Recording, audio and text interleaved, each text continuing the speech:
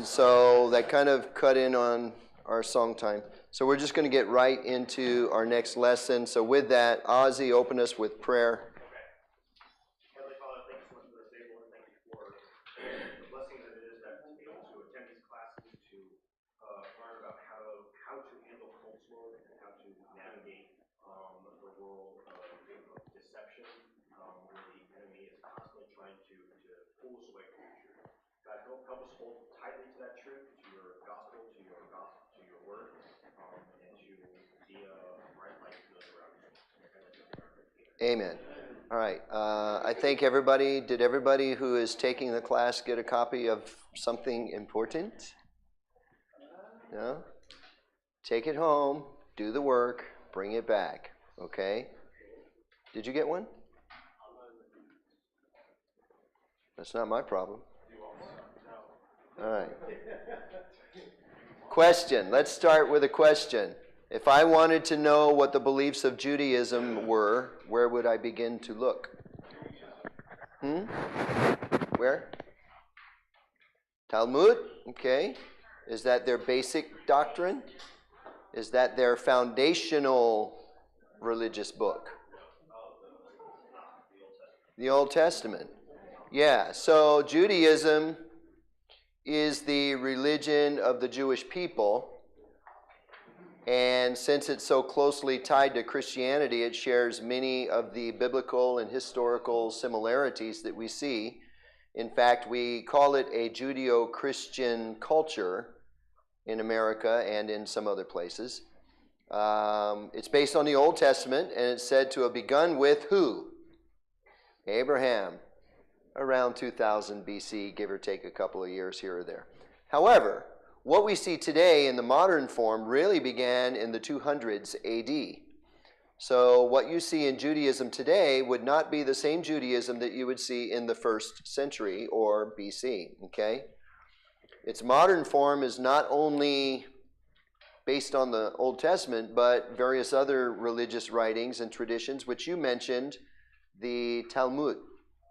There's also some other books that they've written, which are not equal to the scriptures in their minds, but in their minds they help them to define or understand what they believe the scriptures to say. So a lot of it's tradition. They also have oral tradition, by the way, that's taught to them by various rabbis here and there. And yet, in all of that, it still revolves around the study and the observance of the Old Testament laws. So I want to go back in history to help us understand something that is really important when you're dealing with Judaism today.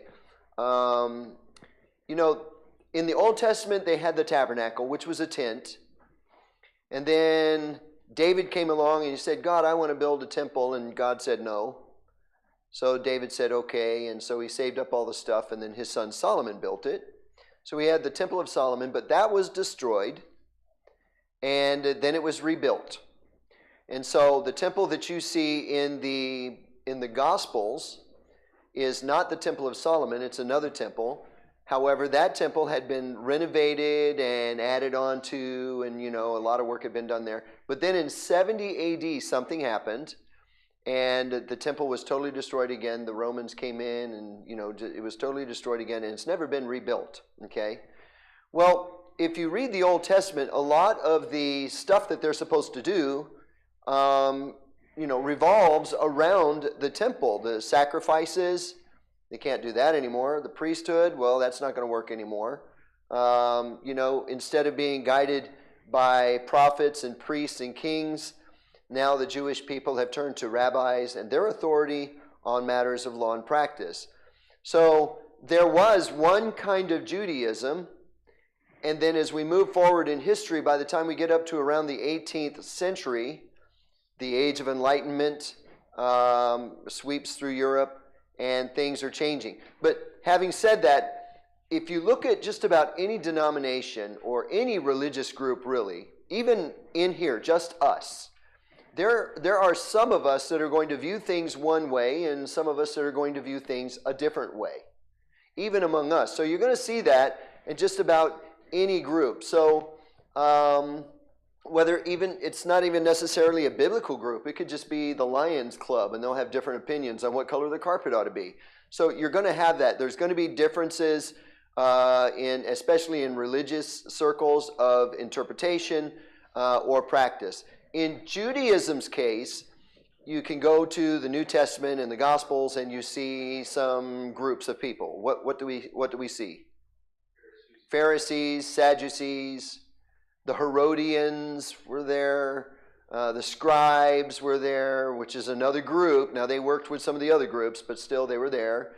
There's also another group that's not mentioned in the Gospels. I don't believe it is. I haven't seen it, but it's the Essenes.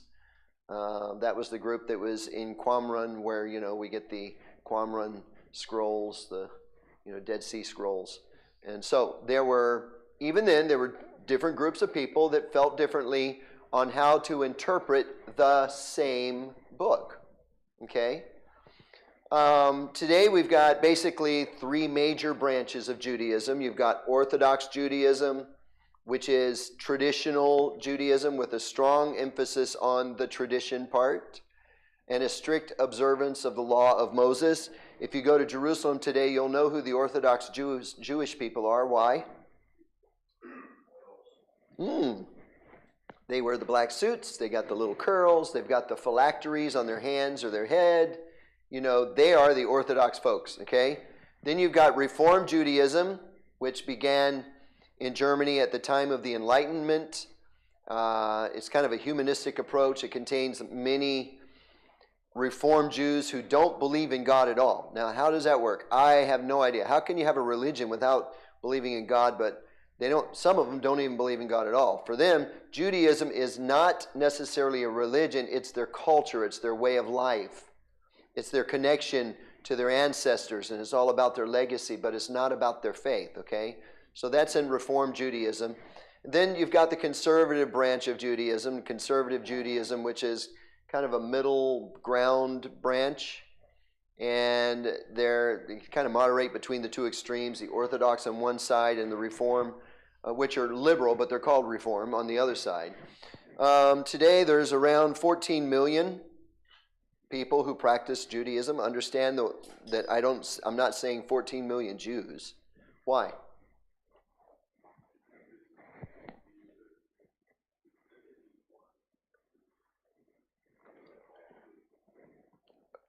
You can convert to Judaism and not be a Jew by blood. Let me refine it and say Jew by blood. Okay, so around 14 million adherents, which makes it 10th or 11th largest, I think, the last time I looked, of the organized religions in the world.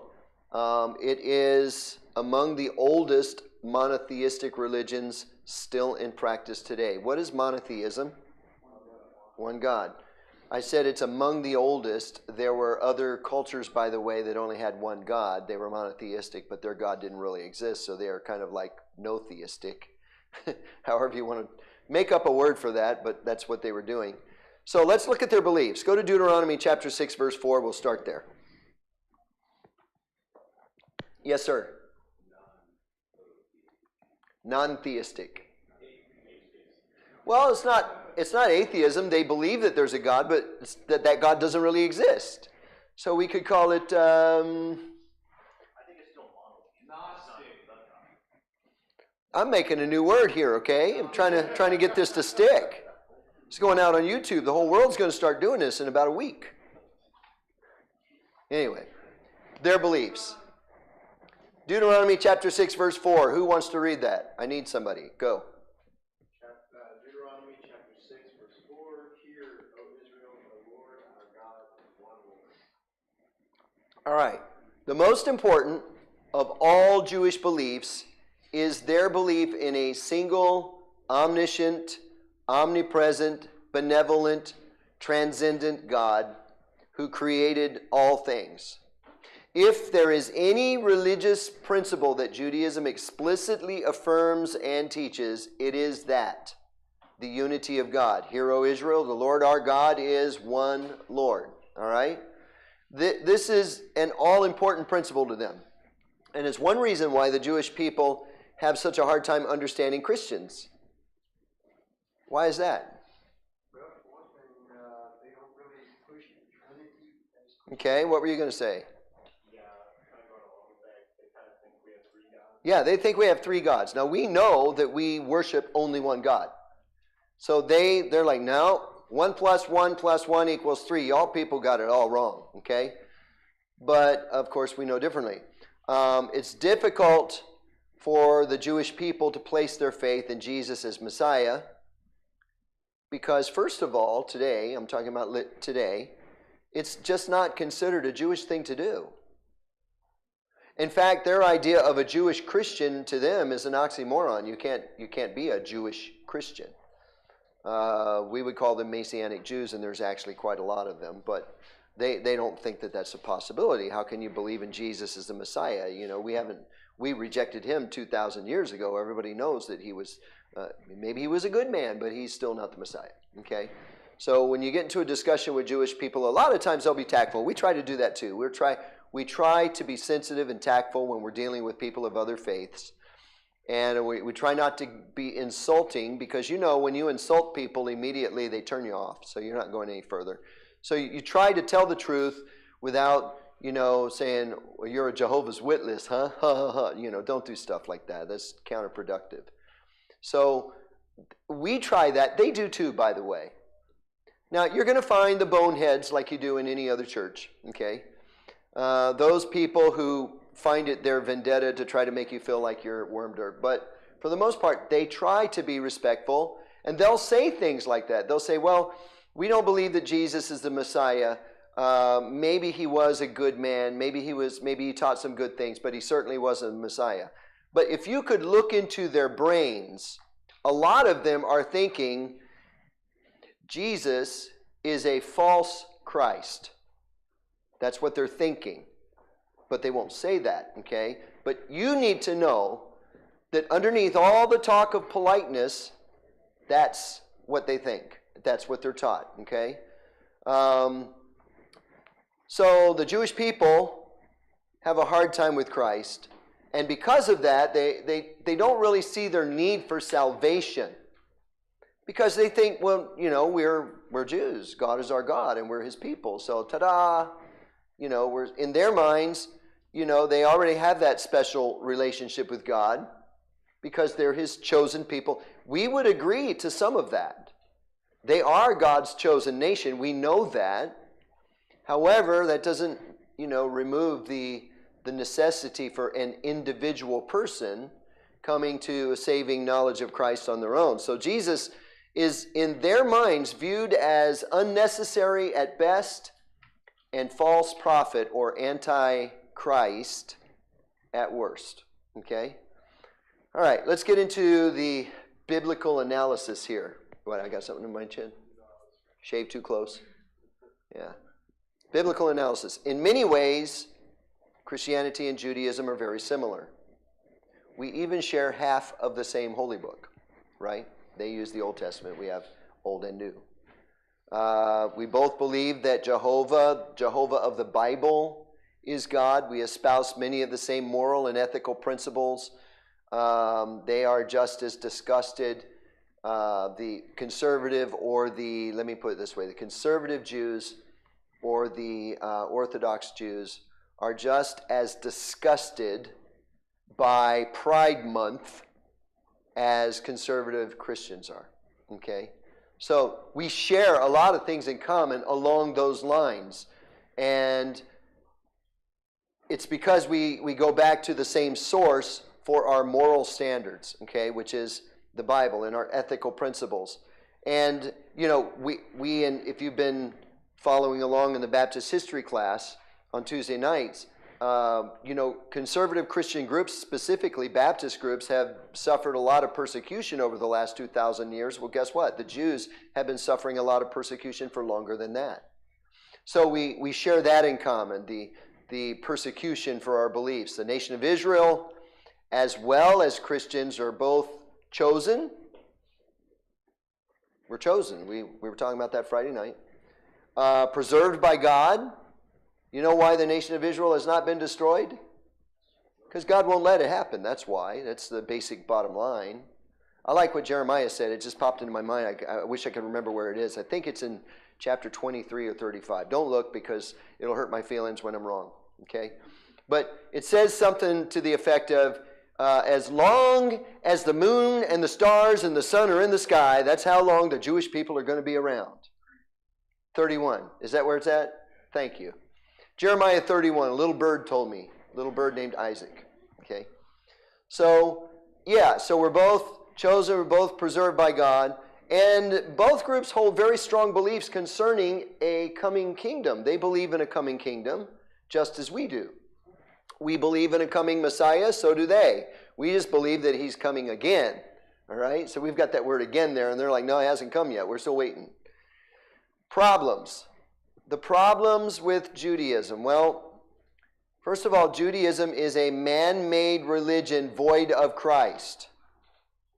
Does anybody want to argue that point? No? Good. Although God chose the nation of Israel as his vehicle to bring Christ and the scriptures to mankind, Israel has rejected their own Messiah. Now, before Jesus came the first time, before his sinless life and his crucifixion and his burial and his resurrection and his ascension, before all of that, if we were to go back to, say, 15 BC, okay, we'll just go back to there. If you were a believer by faith, you still took your sacrifices to the temple. You still ate certain things and didn't eat other things. Certain things you did, certain things you didn't do. Right? Then Jesus comes and, well, all of a sudden things change. Why? Because Jesus fulfilled all that. Now, chances are good that if you were that person of faith in 15 BC, chances are good your heart was ready and you were ready for the Messiah to come. You've been looking for him to come, and ta-da, there he is. There's a lot of other Jews, however, that are doing the same things that you're doing, a lot of them for the same reasons, but not the same motivation. You see what I'm saying? And then Jesus comes and they're like, no, we reject that. And that's exactly what the Bible tells us, okay? Some passages I've got here, Romans chapter 10, verses 1 through 3. Brethren, my heart's desire and prayer to God for Israel is that they might be saved. For I bear them record that they have what? A zeal of God, but not according to knowledge. For they, being ignorant of God's righteousness and going about to establish their own righteousness, have not submitted themselves unto the righteousness of God. If you have the textbook there, you can see that there are several other references for you which illustrate the same truth. For the sake of time, I will let you read those on your own. But the Bible tells us very clearly that they rejected Christ. In Matthew, it's very clear the chief priests, they're the rulers, the Sanhedrin, they wanted to crucify him, and they were going to find some way to get rid of him, one way or the other. They rejected him. So even after the resurrection, you would have thought things would change. We couldn't kill him. He must be who he says he is. We better deal with this. But no, what do? Instead, they propagate a lie, and they ask the Roman guards to tell everyone that the disciples stole their body, and so forth. So even after the resurrection, nothing changed. So therefore, because of that, Judaism is no longer Judaism. If you were that believer in faith in 15 BC, what you were doing is dead. Why? Because Christ, well, first of all, the Bible says that Christ is the end of the law for righteousness. Okay? On top of that, you can go over to the book of Colossians and find out that that was all just a shadow of things to come. The body is here. Why watch the shadow, right? Can you imagine walking around the park with your girlfriend or your fiance or your wife, and she says, what are you looking at? Well, I'm just looking at your shadow. How long do you think she's going to put up with that? Right? Huh? Depends upon how you spin it. I'm just looking at your shadow, baby. I can't figure out why your shadow is so pretty. Yeah. Try that, guys. I want to see how it goes for you. Yeah. Orthodox Jews continue to follow a very vague form of some of the Old Testament laws and practices. Okay? They have Passover. They still celebrate Passover. But what is one of the key features of Passover? The sacrifice, which they cannot do because they have no temple. All right? So, do they kill a lamb? Yeah, well, because they got to eat that, right? So they still kill it. But it's not a sacrifice. They don't have a temple. There's lots of things that they can't do anymore. There's no high priest. There's no temple. There's no blood sacrifices. There's no Day of Atonement. There's no altar of sacrifice. There's no Ark of the Covenant. And the list goes on and on and on. So what they're doing today is a very vague form of some of the Old Testament laws and practices, but they can't do a lot of those things anymore because they don't have a temple. And it's all supposed to be done in the temple. Yes? Why couldn't they do it in a tabernacle like they did before the temple? Because in the Old Testament, good question by the way, in the Old Testament, God specifically said that it had to be on Mount Moriah. Yeah. It wasn't. But once God let them in, and he told them very specifically, and this is in Jim's paraphrase version, okay, that he was going to show them where to put it. He was going to, that they were to construct it in the place where he had put his name, okay, or something to that effect. So that spot was shown to them, and that's why they built the temple there. That's where the tabernacle was, and then they built the temple there, and that's the way that was supposed to go. So now they can't just go, well, we can't do it on Mount Moriah, so let's, there's some empty space down there in the Valley of Kidron. Let's go down there, and it's not going to work that way. It has to be in that place. So because they can't do that, they cannot do everything else. Also, does anybody know any Jewish men? They're Christians, but Jewish by blood. Okay, well, I'm talking about Jewish men that are not Christians. No? Okay, I know a couple, but I got to tell you, they do not buy a plane ticket and fly back to Jerusalem for 3 feasts a year, okay? They do not do that. So there's just a lot of that Old Testament stuff that's just not being done today. Why? Because if they flew back to Jerusalem, they couldn't do everything else anyway, so why? So they follow a lot of the practices, and it still goes on and on and on, but it's a very vague, empty form of religion, even, adding to the fact that it's false because it's without Jesus. And by rejecting Christ, they've rejected the great high priest and the great once-for-all atonement, which was made for their sins. They rejected that. What's left over? There's only 2 types of religion in the world when you boil it all down to the basics. 2 types of religion. There's the do religion, where you got to do something to be saved. And then there's the done religion, where Jesus has already done everything necessary. Okay? And you're going to be in one of those 2 categories. All right? So they've rejected the done religion. So guess what? Now they're going with the do religion, and they have to do things to be saved. And so that's why I say it's a man-made religion. Now I'm going to make some strong statements here. Probably get in trouble. I get in trouble a lot. It's okay. But Judaism not only rejects Christ, but I got to tell you, if you meet an Orthodox Jew, he hates Christ. Absolutely despises him. One of the statements in the Jewish Talmud teaches that Mary, the mother of Jesus Christ, was excuse the language, was a whore and an adulteress who bore Jesus by a Roman soldier named Pandera. That's what's written in the Talmud. It baffles me sometimes. I meet Christians that go, oh, I've been reading the Talmud. And I'm like, why? Wow, it's got some interesting things in there, some good stuff in there, about loving your neighbor. Well, that's already in the Bible. About doing this and about doing that. Okay, well, a lot of that's already in the Bible. Have you gotten to the part where they talk about Mary not being a virgin and actually being an adulteress? Have you read that part? That's in there? I love to spring that one on them. Next thing you know, there's a bonfire out behind their house and they're burning the Talmud. I'm just kidding. So, Judaism is a Christ-hating religion. I'm sorry. I'm sorry that I'm not really sorry. Okay? It's a temporary religion.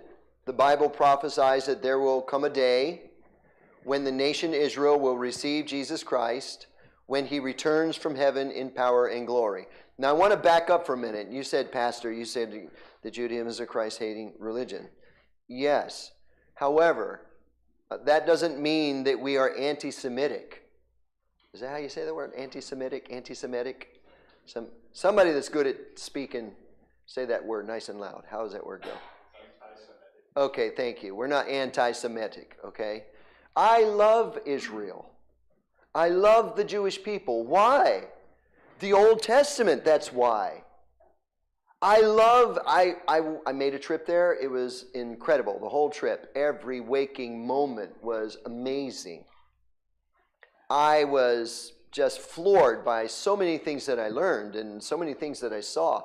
I love Israel, but the fact is Judaism doesn't love Jesus.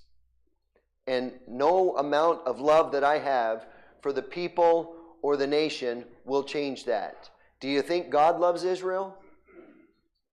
Absolutely, he loves Israel.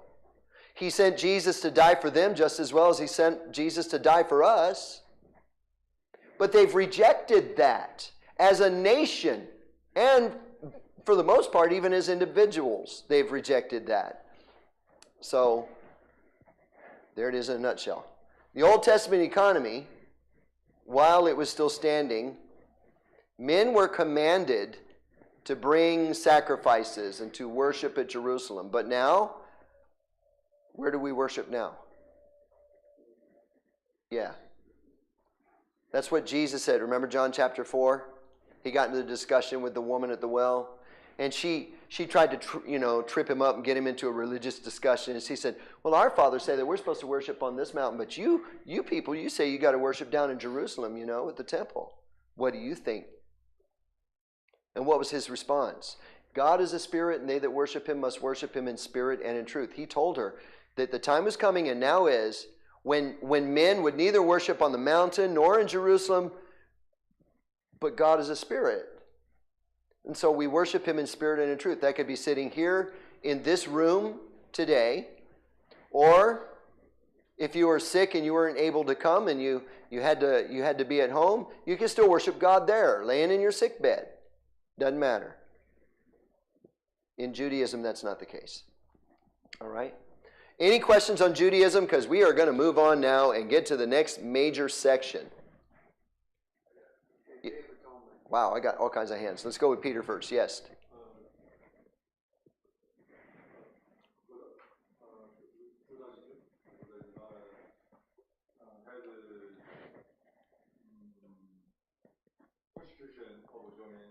Yes.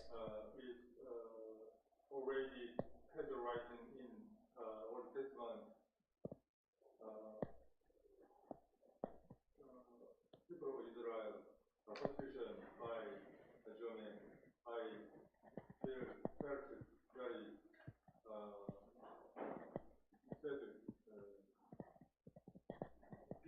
pitiful.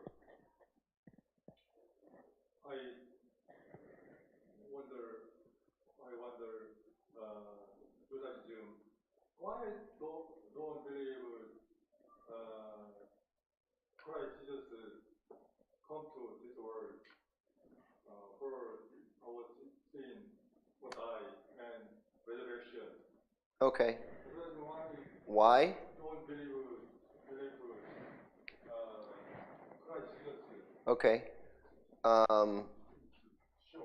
Lane, John chapter 1, verses 10 and 11.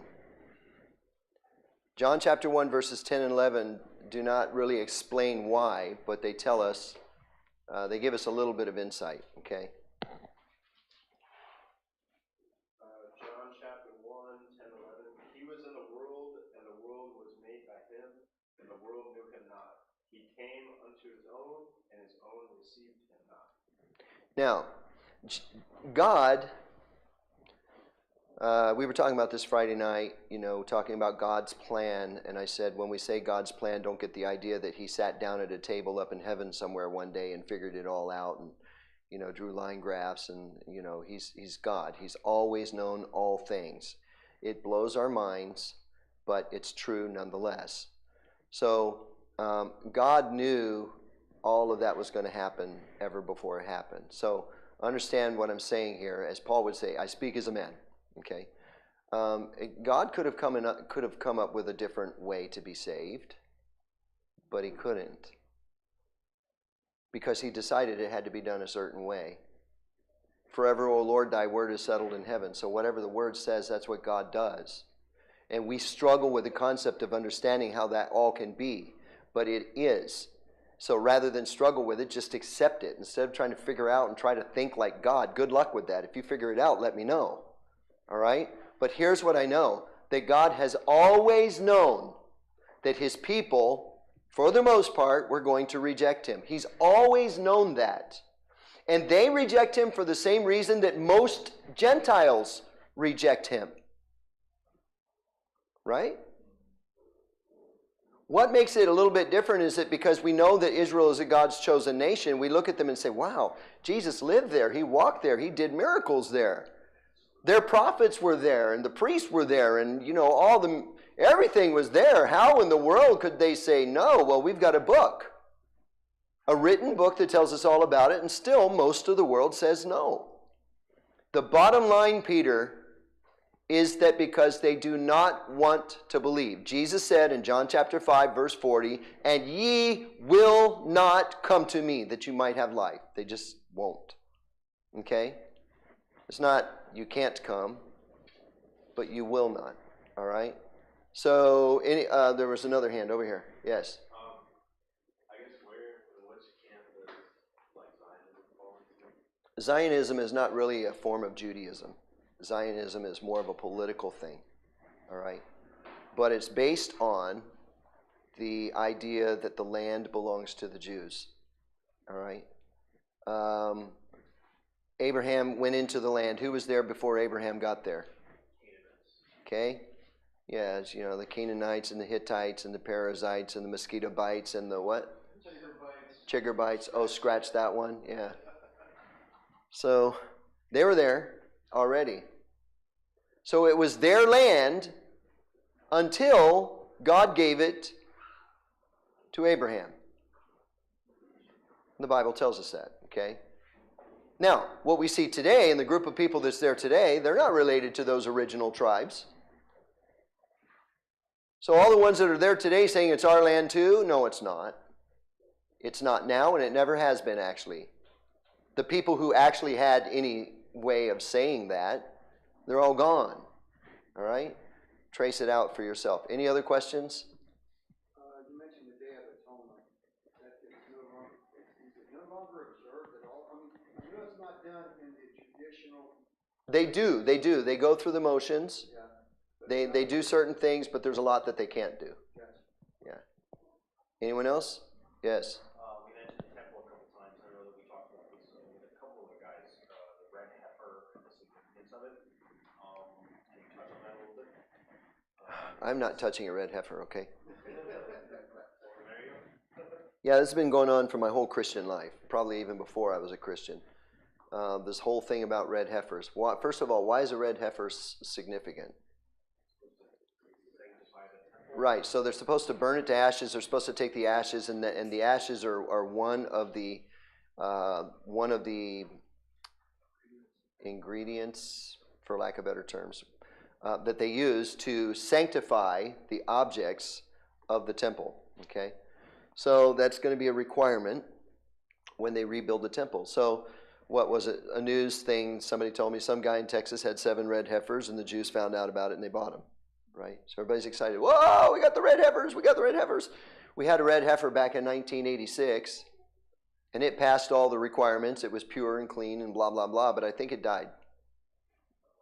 Yeah. So what's my point? God's always going to have red heifers. You got to have a red heifer to have a red heifer. So there's always going to be red heifers. Don't get excited when somebody finds a red heifer. There's always red heifers. Okay? If the temple doesn't get built for 1,000 years, for the next 1,000 years, God's going to have to make sure that we still have red heifers. Right? Still. It's a little intriguing, isn't it? They sanctified the objects after the temple was built. Well, yeah, they have to have the object to sanctify it. For some reason, I thought I heard that they sanctified the ground before they built the temple. It might be that too. I don't know. I'm not. That's why, like, the significance of it was that, like, oh, now they can sanctify the ground. Yeah, all I know, and here's what I know. Okay, I really haven't done a deep study of red heiferology. What I know is that it's a requirement, and they can't begin worship without the ashes of the red heifer, and that's a big deal to them. Okay, so anything else? Moving on. Cults as versus world religions. Don't look at the clock. Don't look at the clock. Please don't look at the clock. I want to give you a homework assignment. You can use the book for this, to give you some ideas. But here's a homework assignment. What do you think is the most dangerous cult? What do you think the most dangerous cult is? Okay. No. Don't tell me. You got to write it down and tell me, okay? What do you think the most dangerous cult is? Now, Shincheonji is pretty bad. I admit they are a dangerous cult. But are they the most dangerous? There's been lots of cults. So I want us to limit ourselves to just the ones that exist in our lifetime. Okay? All right? So I wanted to start cults as versus world religions, but I really didn't get that far.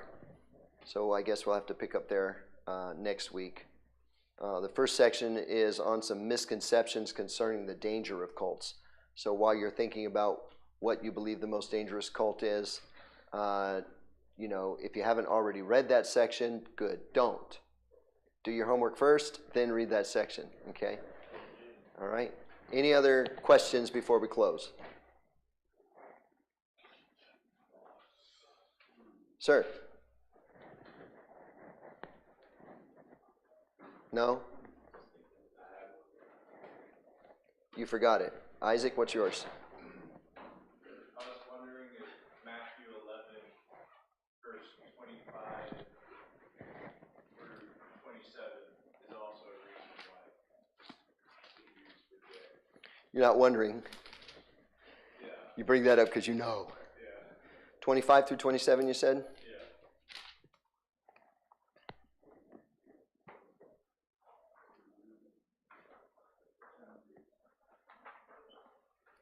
Yes. Yes.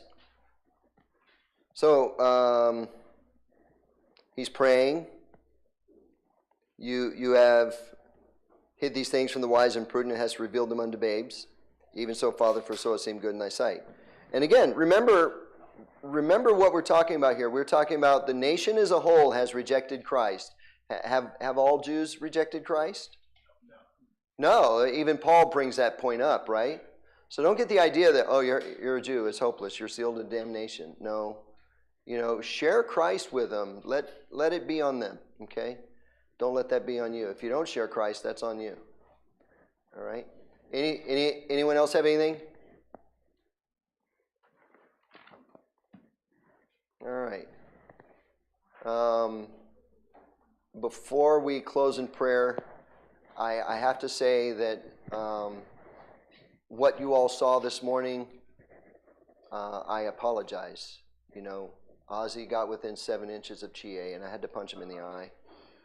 So that's why he's holding a little white thingy to his eye. On the camera, now everyone thinks that you actually punched him. Yeah, I'm okay with that. My dad's going to watch this. He's my future son-in-law. So every father-in-law wants to punch their son-in-law. So right now, all the fathers that have daughters and that see the video, they're like, yes, I always wanted to do that. No, I'm just kidding. That didn't actually happen. Angel, close us in prayer.